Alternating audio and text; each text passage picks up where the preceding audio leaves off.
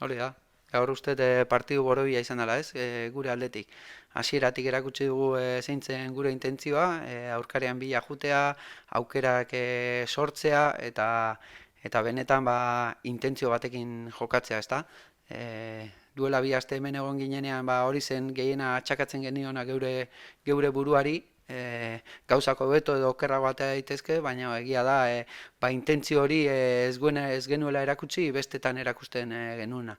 Eta egia da azkenengo bi aste hauetan eta gaur batez ere etxean itxura hori aldatzea nahi genuela eta berriro erakustea zer garen gu, ze intentzio daukagun eta aurkarean bila joatea gustatzen zaigula, ez? Eta nik uste gaur egun garrantzitsua dela, ze aurrekoan kolpe gogor hori jaso eta gero, berriro hurrengo bi aste gogorretan itxura matea, nik uste taldean izenean oso ondo hitz egiten dula. Bai, hori da, beti esaten dugu, ez?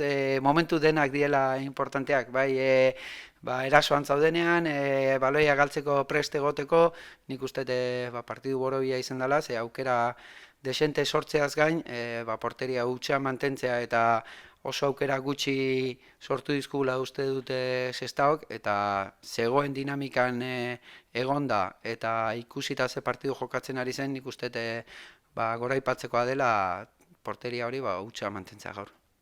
Bueno, agian kanpotik eman dezake hori, ez? Baina egia da, aurten bizitzen ari garen momentu batzutan gogorrak izan direla, taldeak nortasun handia erakutsi dula uste dut.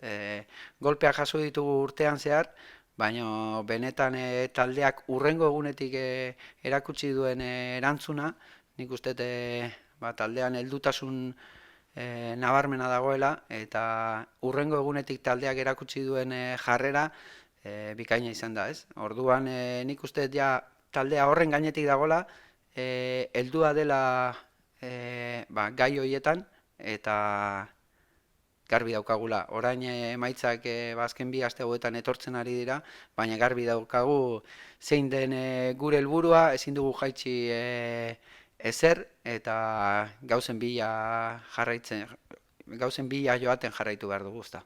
Sí, la verdad es que un buen partido por nuestra parte, donde desde el minuto uno hemos demostrado que queríamos ir a por el partido, a jugar en campo rival, a crear ocasiones.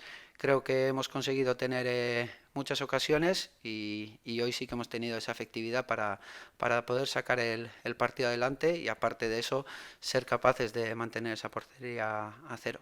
Sí, yo creo que el equipo tiene esa madurez y esa creencia de seguir insistiendo en lo que está haciendo.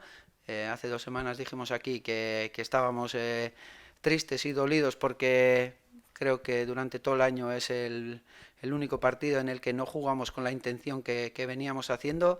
Dijimos que teníamos que demostrar lo que estábamos haciendo y lo que sentíamos y creo que en estas 2 semanas y hoy en casa creo que hemos demostrado que estamos preparados para todo, de seguir insistiendo, de creer, de ir a por el rival, de llevar la iniciativa.